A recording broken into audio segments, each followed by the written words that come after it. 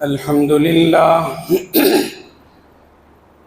لله نحمده ونستعينه ونستغفره ونؤمن به ونتوكل عليه ونعوذ بالله من شرور أنفسنا ومن سيئات أعمالنا من يهده الله فلا مضل له ومن يضلله فلا هادي له ونشهد أن لا إله إلا الله ونشهد أن محمدًا عبده ورسوله أما بعد فإن خير الحديث كتاب الله وخير الهدي هدي محمد صلى الله عليه وسلم وشر الأمور محدثاتها وكل محدثة بدعة وكل بدعة ضلالة وكل ضلالة في النار فأعوذ بالله من الشيطان الرجيم بسم الله الرحمن الرحيم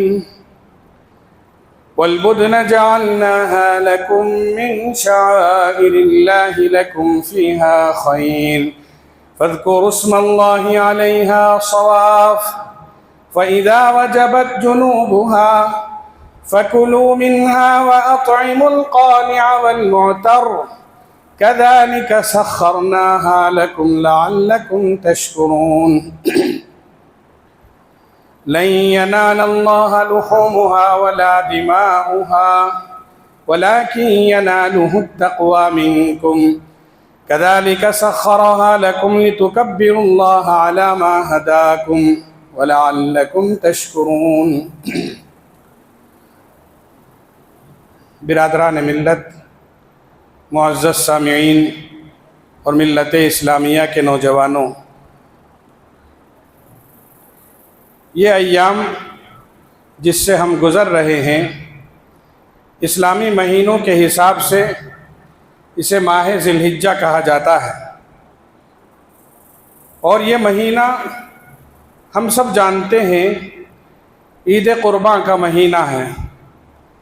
اس میں سب سے اہم اور سب سے بڑی عبادت جو ہم کرتے ہیں پوری دنیا کے مسلمان، وہ قربانی، اور پھر جن کو اللہ نے حیثیت اور استطاعت دی ہے وہ لوگ کعبۃ اللہ جا کر حج کے ارکان ادا کرتے ہیں اور حج کی عبادت ادا کرتے ہیں۔ یہ مہینہ جس سے ہم گزر رہے ہیں، اس مہینے کی پہلے 10 دن انتہائی اہم ترین ہے۔ اسے عشرہ ذی الحجہ کہا جاتا ہے۔ ذی الحجہ کے یہ پہلے جو 10 دن ہیں اس کی بڑی فضیلت اور بڑی اہمیت آئی ہے، یعنی عید سے پہلے جو 10 دن ہیں وہ ایام بہت ہی مبارک، سعادت والے، حرمت والے، احترام والے، اور سب سے بڑی بات ہر عبادت کا سب سے زیادہ اجر دینے والے۔ عید کا چاند ہم نے دیکھ لیا، ہم اب عید کے انتظار میں ہیں کہ عید ہوگی ہم قربانی کریں گے، عید ہوگی تکبیرات ہم پڑھیں گے۔ کہا گیا کہ عید کا چاند ہم نے دیکھ لیا، یعنی ذی الحجہ کا ہم نے چاند دیکھ لیا، عید آنے تک ہمارے اور ایام سے ہٹ کر یہ ایام ہونے چاہیے۔ رسول اللہ صلی اللہ علیہ وسلم ذی الحجہ کا چاند دیکھنے کے بعد سے لے کر عید تک، یعنی 9 ذی الحجہ تک آپ ذی الحجہ کے روزے رکھتے تھے۔ ایک تو آپ سال بھر روزے رکھتے تھے، کون سے؟ جمعرات کا رکھتے تھے، پیر کا روزہ رکھتے تھے، اور پھر چاند کی تاریخ میں 13، 14 اور 15 جسے ایام 20 کہا جاتا ہے اس کے روزے رکھتے تھے۔ دیگر مہینوں میں نفلی روزے بھی رکھتے تھے، جیسے شعبان کے سلسلے میں آتا ہے آپ روزے رکھا کرتے تھے۔ اسی طریقے سے آپ ذی الحجہ کے مہینے میں ابتدائی 9 دن آپ روزہ رکھتے تھے۔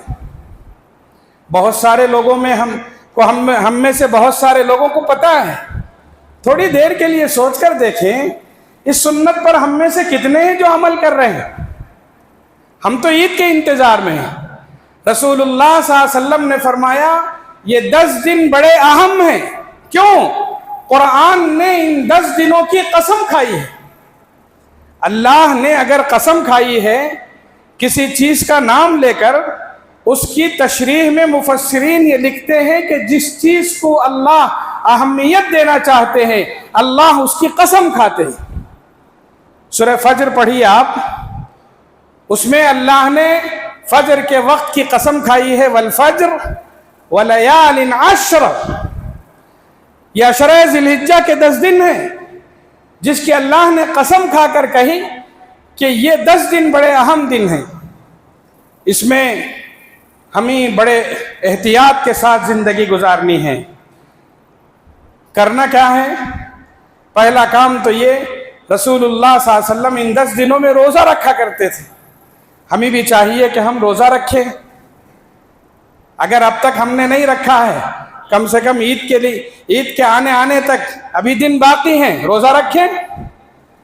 ہفتے کا دن روزہ رکھیں، اور اتوار کو تو ہمیں روزہ رکھنے کا حکم دیا گیا ہے، یوم عرفہ ہے، روزہ رکھنا ہے۔ یعنی ان 10 دنوں میں پہلا کام یہ ہے کہ روزہ رکھا جائے۔ دوسرا کام، کثرت سے ذکر۔ کثرت سے ذکر، یوں تو مومن کے سلسلے میں حکم دیا گیا ہے کہ اے مومنوں کثرت سے ذکر کرو، ہمیں بنیادی حکم ہے یہ، یا ایھا الذین آمنوا اذکروا اللہ ذکرا کثیرا، کثرت سے ذکر کرو، اللہ نے ہمیں حکم دیا ہے۔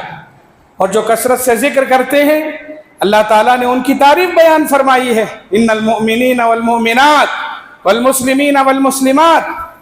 اس آیت میں ایک ذکر کرنے والے مرد اور ذکر کرنے والی عورتوں کا بھی حکم ہے، والذاکرین اللہ کثیرا والذاکرات۔ آگے کیا فرمایا؟ اعد اللہ لہم مغفرہ، ان کے لیے مغفرت ہے، ان کے لیے اجر عظیم ہے۔ یعنی یوں ہی اللہ نے ہمیں حکم دیا ہے کہ ہم اللہ کا ذکر کرتے رہیں۔ خاص جو ایام آتے ہیں ان خاص ایام میں زیادہ ذکر کریں، اللہ کو کثرت سے یاد کریں۔ حضرات صحابہ کرام رضوان اللہ علیہم اجمعین کے سلسلے میں آتا ہے کہ وہی مہینے کے ان 10 دنوں میں کثرت سے ذکر فرمایا کرتے تھے۔ ذکر میں بھی حدیث مبارکہ میں تشریح کی گئی ہے، کیا ذکر کریں؟ کہا سبحان اللہ کثرت سے پڑھتے رہیں، الحمدللہ کثرت سے پڑھتے رہیں،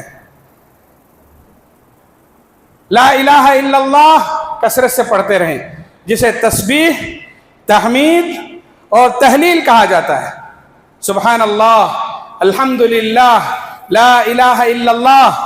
اور پھر اس مہینے کی سب سے عظیم اور سب سے بہتر ذکر تکبیر ہے، اللہ اکبر، اللہ اکبر۔ ہمارے ذہنوں میں تصور کیا ہے؟ عید کے دن صبح نماز کے بعد ہم تکبیر پڑھیں گے، یا زیادہ سے زیادہ عیدگاہ کو جاتے ہوئے ہم تکبیر پڑھیں گے، اللہ اکبر، اللہ اکبر، لا الہ الا اللہ واللہ اکبر، اللہ اکبر وللہ الحمد۔ نہیں، عید کے دن تو پڑھنا ہی پڑھنا ہے، ساتھ میں ذی الحجہ کا چاند دیکھنے کے بعد سے پڑھتے رہنا ہے۔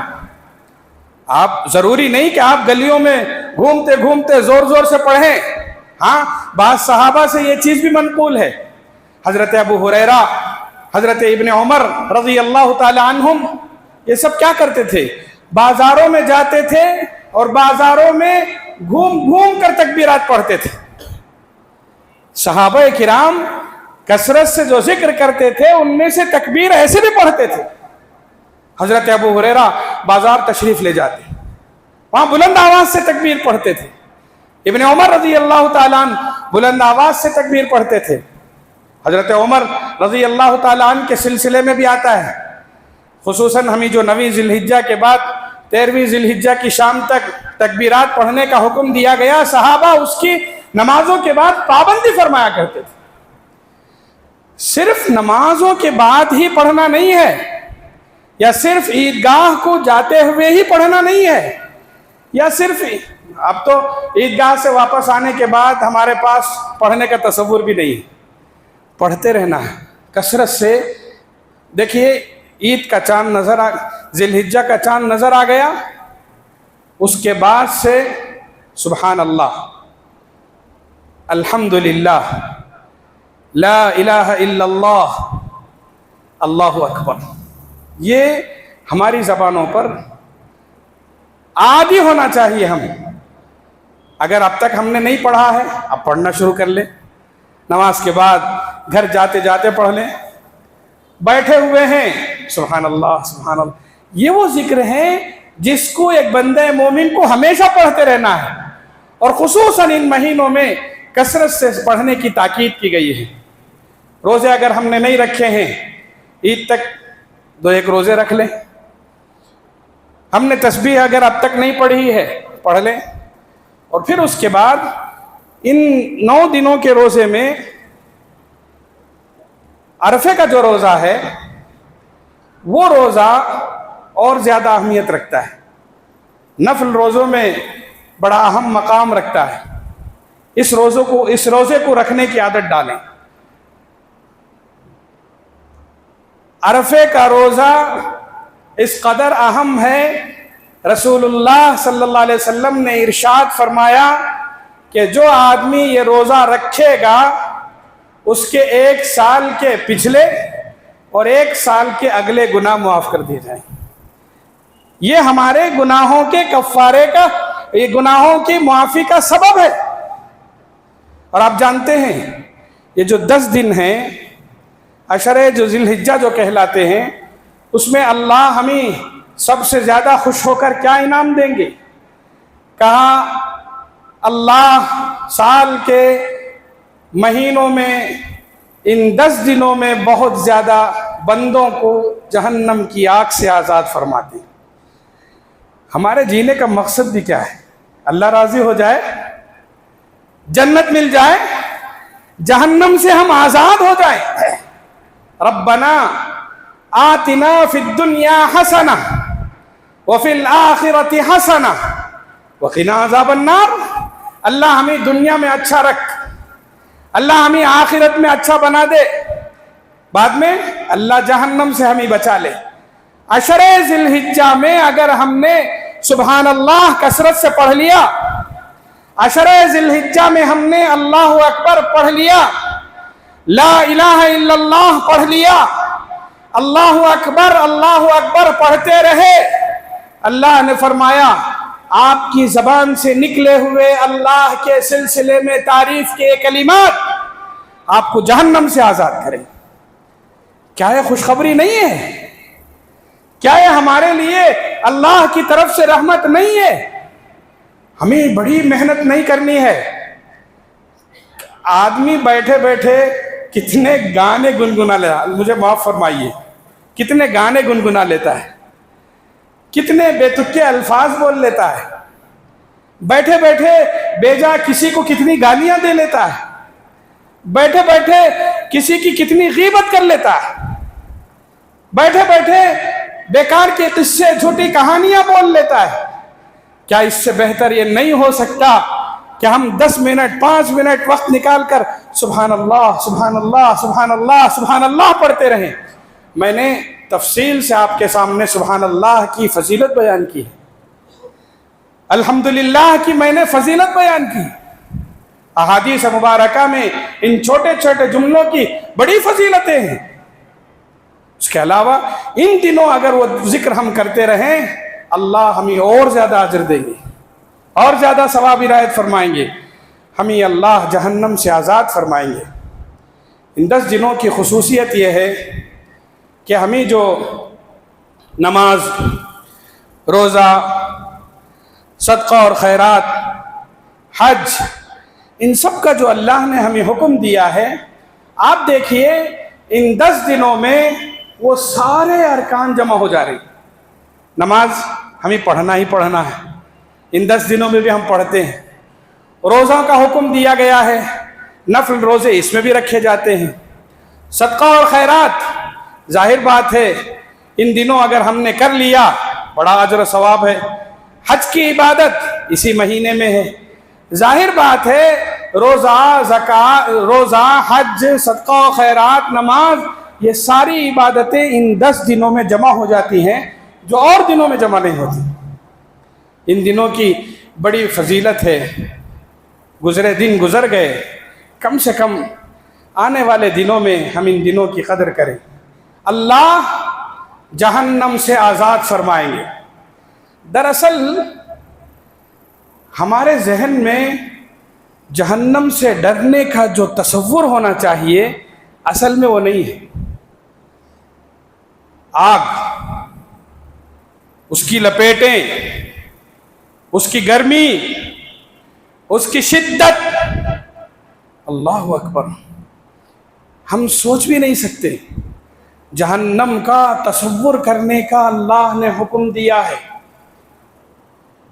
ہم یہاں نافرمانی کریں، کیسے بھی رہ لیں، ہمیں اللہ کی نعمتیں مل رہی ہیں، ہوا بھی، پانی بھی، نعمت بھی، رزق بھی. خدا کے لیے تھوڑی دیر کے لیے تصور کر کے دیکھیے، وہ ہوا، وہ پانی، وہ رزق، وہ سہولتیں جو اس دنیا میں ہم نافرمانیوں کے باوجود حاصل کر رہے ہیں، خدا نہ کرے، خدا نہ کرے، دعا کریں اللہ سے اللہ جہنم سے بچا لے. اگر اللہ نے ہمیں جہنم کا ہمارے سلسلے میں فیصلہ فرما دیا تو خدا کی قسم قرآن نے شہادت دی ہے اس جہنمی پر ایک قطرہ پانی کا بھی مشکل ہو جائے گا. جہنم بار بار سنتے ہیں جہنم سے بچ جائیں گے. یہ بڑا چھوٹا اعلان نہیں ہے، یہ اللہ کی طرف سے چھوٹی نعمت نہیں ہے. اگر اللہ کہہ رہے ہیں آپ کو جہنم سے آزادی ملے گی، اس موقع سے فائدہ اٹھائیں. ورنہ خدا نہ کرے، خدا نہ کرے جہنم ہمارے حق میں آ گئی تو پھر قرآن نے نقشہ کھینچا ہے. جانتے ہیں 8واں پارہ آپ پڑھ کر دیکھیے. 8ویں پارے میں اللہ نے یہ فرمایا ہے وَنَادَى أَصْحَابُ الْجَنَّةِ أَصْحَابَ النَّارِ أَن قَدْ وَجَدْنَا مَا وَعَدَنَا رَبُّنَا حَقًّا. جنتی جنت چلے جائیں گے اور جہنمیوں کو جھانک کر دیکھیں گے اور یہ کہیں گے جہنمیوں دیکھ لیا وہ دن جس کا تم نے انکار کیا تھا، آج ہم نے وہ دن دیکھ لیا جس کو ہم نے مانا تھا.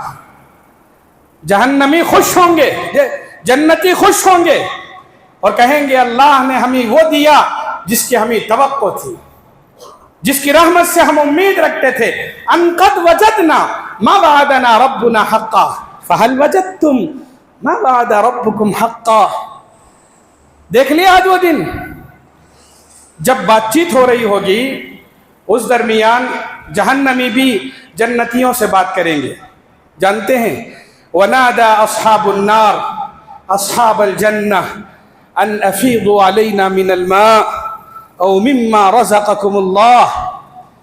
جہنمی کہیں گے ہم نے دیکھ لیا، ہم نے جان لیا، ہم نے سمجھ لیا، ہم نے دیکھ لیا اور ہم نے جان بھی لیا اور سمجھ بھی لیا.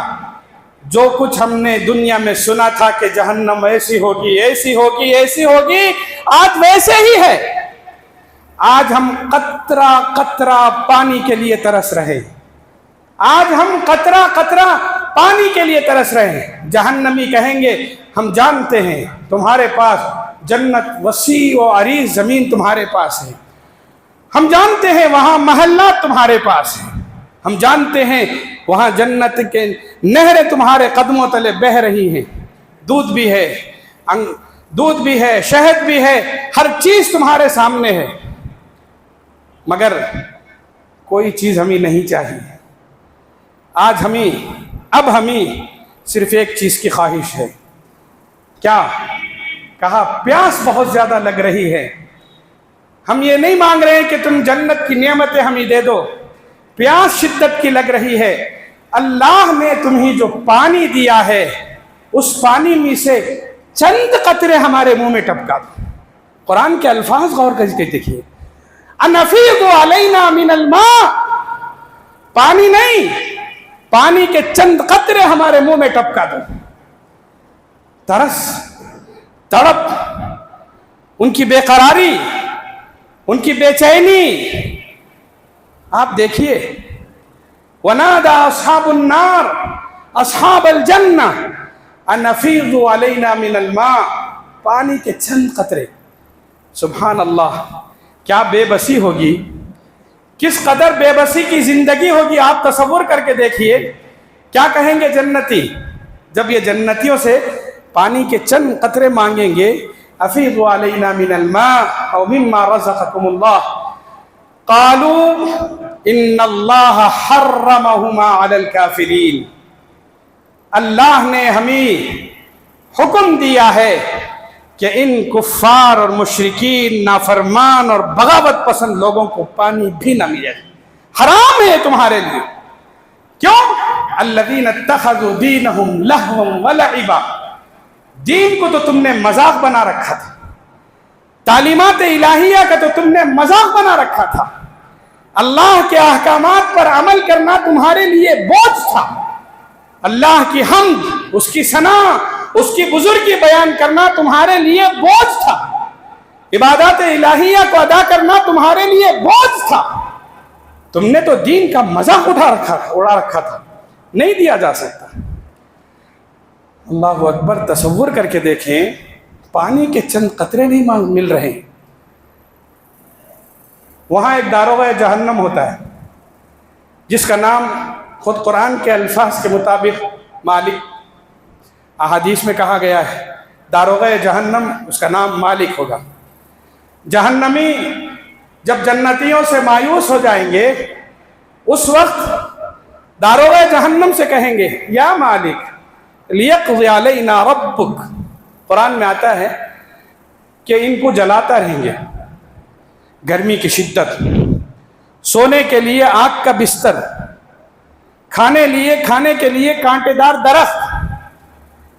اب یہ لوگ مایوس ہو کر، پانی کے ایک قطرے سے بھی مایوس ہو کر یہ کہیں گے داروغہ جہنم سے کہ ہمارا جسم جل رہا ہے، جلنے کے بعد پھر دوبارہ جسم بنایا جا رہا ہے، پھر جلایا جا رہا ہے، کلما نضجت جلودہم بدلناہم جلودا غیرہا لیذوقوا العذاب۔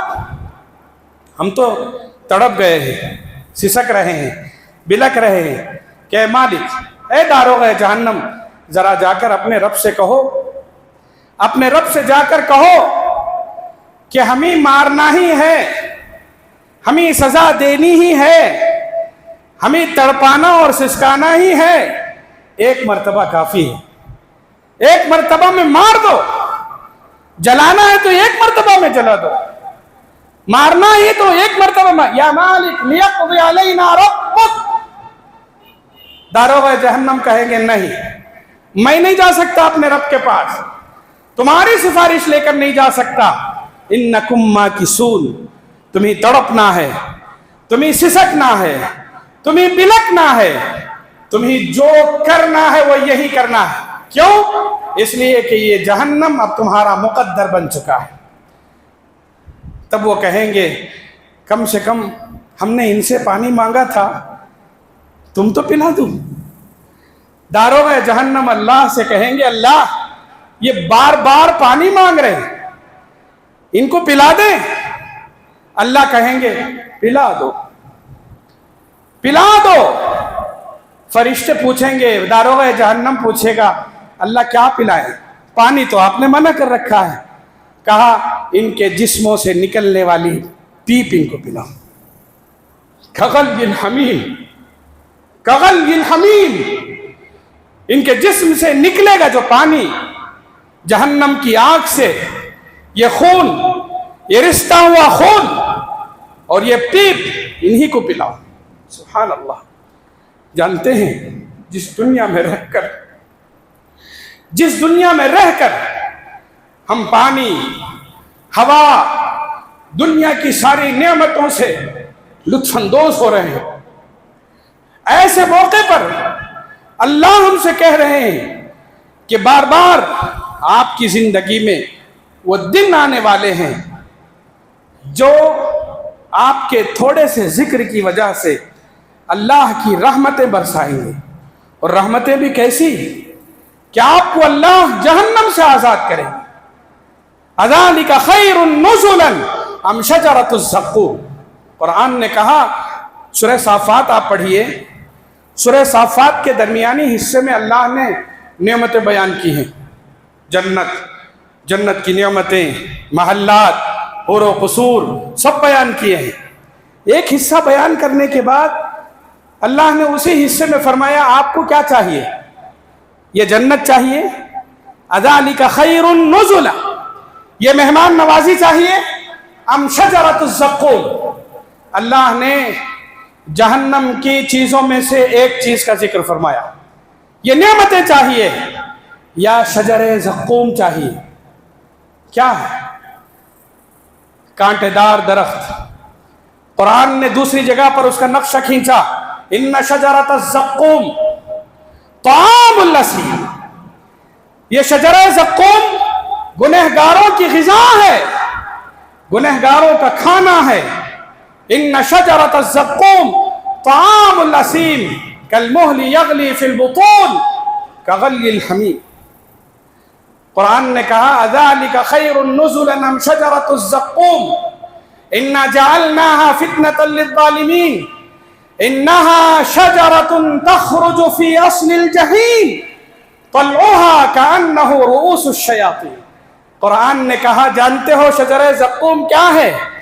یہ وہ درخت ہے جو جہنم کی سب سے نچلی جڑ سے نکلتا ہے۔ جہنم کتنی گہری ہے، وہ کتنی گرم ہے، وہ کتنی سخت ہے، ہم اندازہ نہیں کر سکتے۔ اس کی جڑ سے، جہنم کی تہ سے اس کی جڑ نکلتی ہے، اور وہ آگ کا درخت آتے آتے اوپر آتا ہے۔ اس کے بعد قرآن نے کہا جہنم کے اوپر اس کے جو پتے ہیں طلعها كأنه رؤوس الشیاطین، اس کے شاخ اور پتیاں شیطان کے کانوں کے مانند ہیں۔ شیطان کے کان کیسے ہیں نہیں پتا ہمیں، مگر تصور ہے شیطان ایسا ہوگا، اس کی ڈراؤنی صورت ہمارے پاس ہے، اس کا ڈراؤنا نقشہ ہمارے ذہن میں ہے۔ کہا اس کے کان ایسے ہوں گے، اس کا چہرہ ایسا ہوگا، اس کی آنکھیں ایسی ہوں گی۔ قرآن نے کہا جو بدنما تصور تم نے اپنی آنکھوں میں لے رکھا ہے، اس کے کان اس کے ایسے بڑے بڑے ہوں گے۔ طلعها كأنه رؤوس الشیاطین، کھانے کے لیے کانٹے دار درخت، پینے کے لیے کھولتا ہوا پانی، سونے کے لیے کانٹے دار بستر، سونے کے لیے آگ کا بستر، یہ سب چیزیں وہاں ملیں گی۔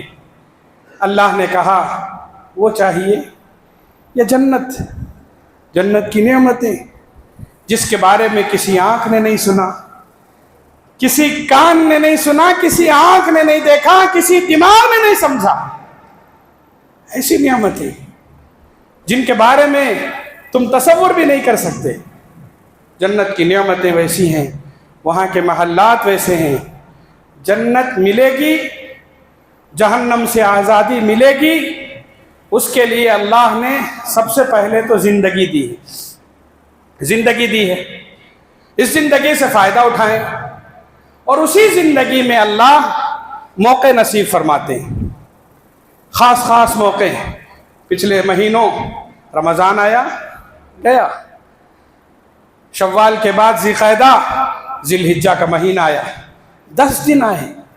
وہ 10 دن ہمارے لیے نعمت ہیں، رحمت ہیں، اور رحمت الہی کو پانے کے مواقع ہیں۔ ان میں سے بھی دن نکل گئے ہمارے، اب باقی 10 دن ہیں، باقی دن ہیں۔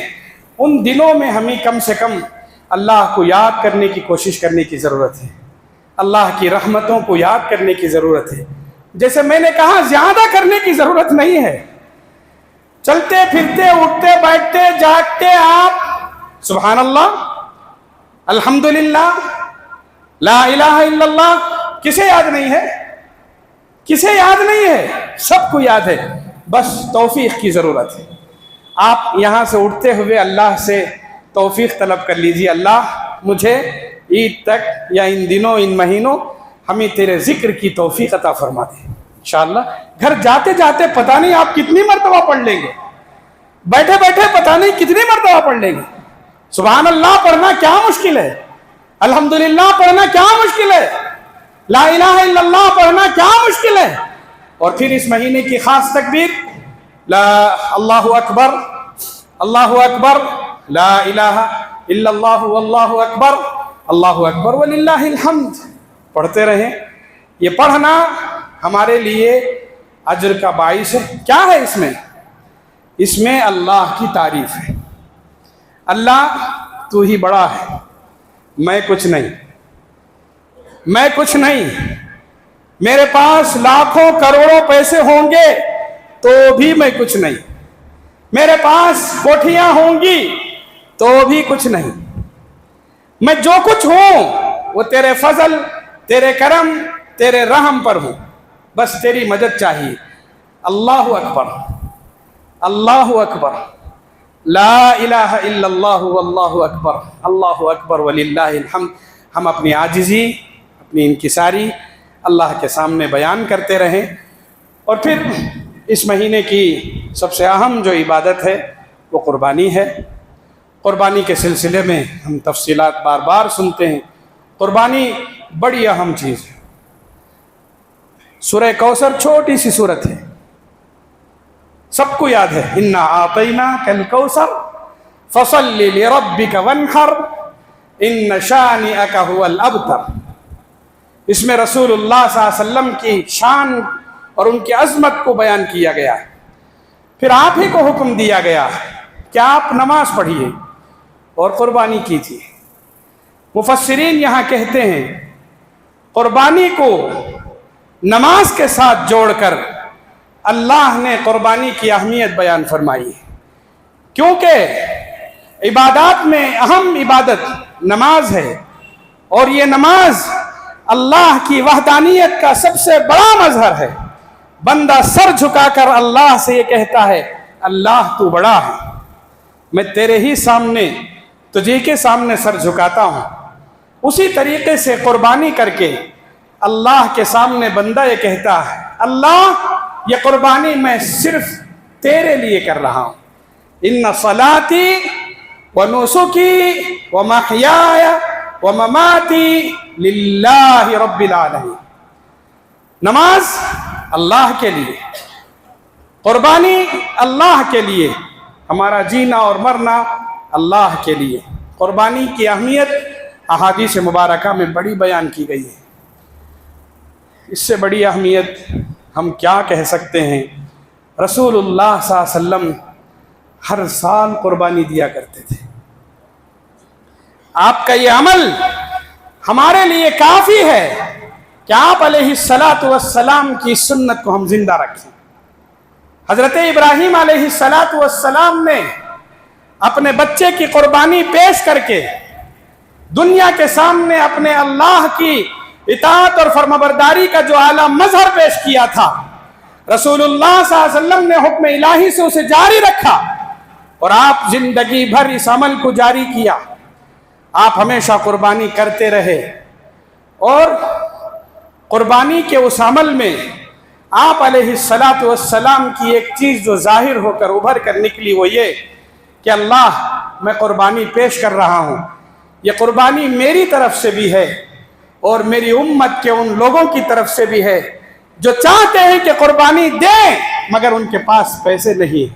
سبحان اللہ، آپ نے اپنی قربانی کے وقت امت محمدیہ کو یاد رکھا۔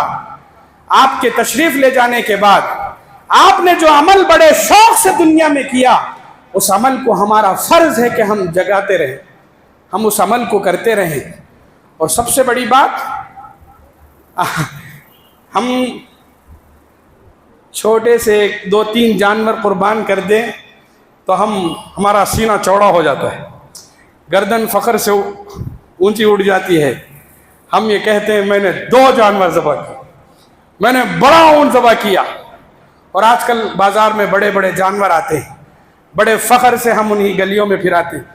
آج کل گلیوں میں پھرانے کی ضرورت نہیں ہے، سوشل میڈیا یوں ہی گلی گلی بلکہ گھر گھر گھس چکا ہے اور دلوں میں گھس چکا ہے، سب کی تصاویر ہمارے سامنے موجود ہوتے ہیں۔ سبحان اللہ، رسول اللہ صلی اللہ علیہ وسلم اپنے آخری حجۃ الوداع میں جانتے ہیں 100 اونٹ ذبح کیے تھے، 100 اونٹ کی قربانی۔ سبحان اللہ، قربانی کا کیا شوق رہا ہوگا، اللہ کے احکامات کے آگے اطاعت اور فرمانبرداری کا کیا جذبہ ہے، آپ دیکھیں۔ اور جانتے ہیں اس عمر میں 63 سال کی اس عمر میں حجۃ الوداع میں اپنے دستے مبارک سے اپنے ہاتھ سے 60 پر 3 اونٹ آپ نے ذبح فرمائے تھے اور باقی کے حضرت علی کے حوالے فرمائے تھے۔ یہ قربانی کا جذبہ دیکھیے، آج جتنا بڑا آدمی ہوگا وہ حکم دے کر بڑھ جائے گا، میری طرف سے قربانی دے دو۔ سبحان اللہ، آپ نے بدست خود جانور کے پاس تشریف لے جا کر اپنے بدست خود آپ نے ذبح فرمایا۔ یہ شوق، اطاعت کا یہ جذبہ، آپ کا وہ عمل ہمیں بتلا رہا ہے ہمارے اندر بھی وہ شوق ہو، وہ جذبہ ہو، وہ ایثار ہو، وہ قربانی ہو، تو پھر انشاءاللہ اطاعت اور فرمانبرداری ہماری زندگیوں میں آئے گی۔ قربانی کے فضائل ہیں، انشاءاللہ میں عید کے موقع پر بھی بیان کرنے کی کوشش کروں گا۔ اللہ ہم سب کو عمل کی توفیق نصیب فرمائے۔ اس مہینے میں خصوصاً ان دنوں میں جو کام ہمیں کرنے کے ہیں وہ کرتے رہنے کی اللہ ہم سب کو توفیق عطا فرمائے۔ وآخر دعوانا